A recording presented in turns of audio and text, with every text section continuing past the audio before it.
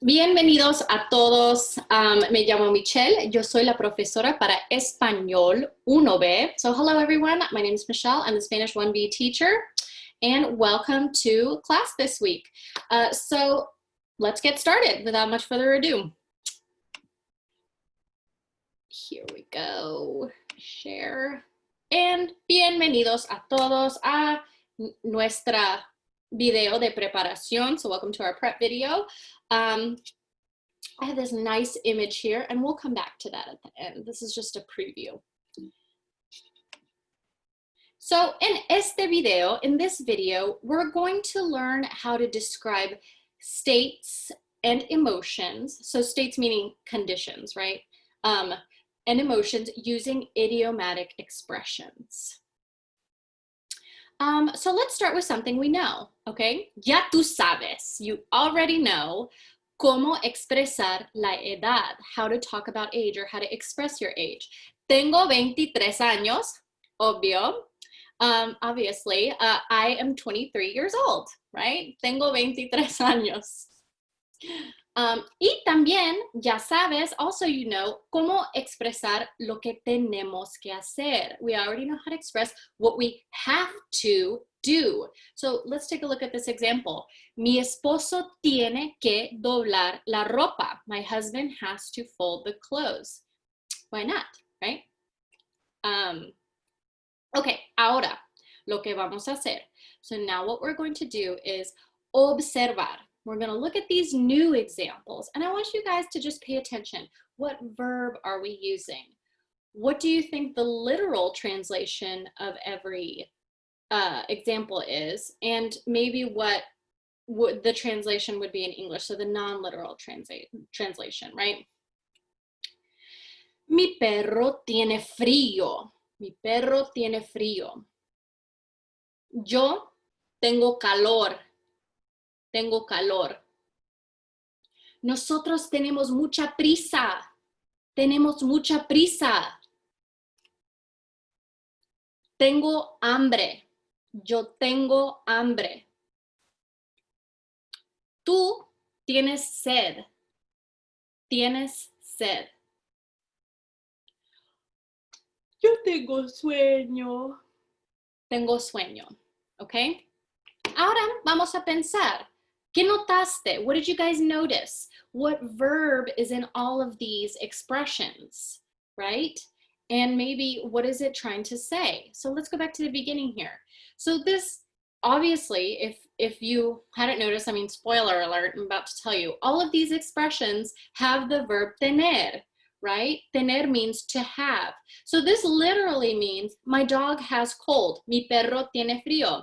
And the way we would translate this is, or as we would use the verb to be in English, right? So the non-literal translation is my dog is cold, right? My dog is cold. And even though we want to say, to use some form of to be in English, nevertheless, in Spanish, to say these things, we're always going to use the verb tener, okay? Mi perro tiene frío. Yo tengo calor. I'm hot. Nosotros tenemos mucha prisa. We are in a hurry. Yo tengo hambre. I'm hungry. Tú tienes sed. You are thirsty. Yo tengo sueño. I am sleepy. Okay? So here we go. Here's the verb tener. And if you guys need a little review, these are the conjugations for the verb tener. So I'm going to go over them and you can repeat after me.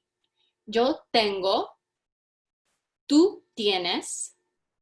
Él, ella, usted tiene. Nosotros tenemos. Ellos, ellas, ustedes tienen. Muy bien. Okay, tarea. So what I want you guys to do to, I guess, work with some of this material, I want you to go to page 5 of the handout on our online curriculum platform. You could find it under weekly handout. And you guys are going to go to page 5 and read through the table that says Expresiones idiomáticas con tener. And just look over those expressions and kind of study them for a second. And then I want you to scroll down and look at the images. It's and I want you to do the práctica oral, right? The out loud practice. So go through all those images and out loud decide which expression goes with each image, okay? Then I want you to scroll to page 7 and do exercise G and write the correct letter by the phrase that is describing it. And each letter is going to have one of these idiomatic expressions. And then last but not least, go to supplemental activities on the online curriculum platform and do the exercise called tener idioms. And you can check your answers for all of this with the keys. There's a key both for the handout and for this supplemental activity. And I'll show you guys exactly where that is. So let's go over to our handout real quick. I'm going to show you right here. So this is our handout, weekly handout. And here we are on page 5. I want you to read through this table. There's an audio file that goes with this too if you want. And so I encourage you to listen to that to check your pronunciation. And do this out loud activity. And then we're going to scroll to page 7 and practica G, right? Practice G, do this activity. And then over here where it says supplemental, tener idioms, go ahead and do this activity. And you can check your answers with the key, which is located right here, right below it. Okay? And now I want to go back to our presentation. Let me put it in present mode again. And I just want to leave you guys with a fun little expression. So here we go. This is tener el nopal en la frente. This is an expression that has the verb tener. And nopal, just so you know, literally means a cactus. But nopal, whenever in this expression, when it says tener el nopal en la frente, it's literally referring to this little thing right here. In English, we call that a widow's peak. And a lot of Hispanic people tend to have this trait. So, tener el nopal en la frente. To talk about this expression, I have my BFF here, Magdiel. Here we go. Huh? Hola, Michelle. Hola, Magdiel. Hola, ¿Cómo estás? everyone. Hello. Mi nombre es Magdiel. And we're just going to talk to you about tener el nopal en la frente. So it literally means to have a nopal, a cactus, on your forehead. But what is the, what is this really trying to say, Mag? You know, interesting, Michelle. My mom used to tell me this as a kid, and the first few times, I never really understood what it meant, and she never really explained it to me. She would just tell me, you have the nopal and in your frente, se te ve el nopal, you can see the cactus. That's the literal translation, but I did not know what it really meant. But then I started seeing the trend as to what it was. And the number one reason why she would call me out is I wouldn't always eat my mom's food. I was such a picky eater growing up as a kid, which I'm not anymore. But as a kid, I was such a picky eater, and I just wouldn't eat a lot of her food, whether it was some of the chile or the spices that she would use, certain types of ways she would make her beans or the rice or the meats, just wouldn't eat it.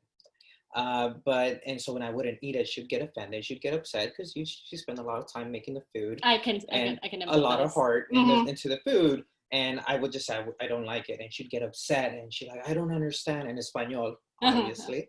She'd tell me, I don't understand why you don't like it. Si tienes el nopal en la cara. So if you have the cactus in your face. So it's this widow's peak. Which we both have it. Yeah, just by the way. But for her, it's like, I don't understand how you cannot enjoy this if you're Mexican, you know? And it was other things that I just wouldn't like doing. And I think a lot of it was being first generation American. I just saw it as like, oh, that's too Mexican maybe. But it made me understand. After a while, I realized she's just pointing out to me that you cannot hide your heritage. You cannot hide who you are. And just after a while, now I really appreciate it. And I eat everything that my mom eats, except maybe nopales. I'm still like, I still don't know nopales. Overall, I actually started recently eating nopales since I went vegan. But it's essentially what it means. Okay, so you can't, si tienes el nopal en la frente, that means you can't deny your Hispanic heritage. ¿Sí? Yes. Okay, muy bien. Muy bien. Nos vemos en la clase el lunes. Adiós. Adiós. Mhm.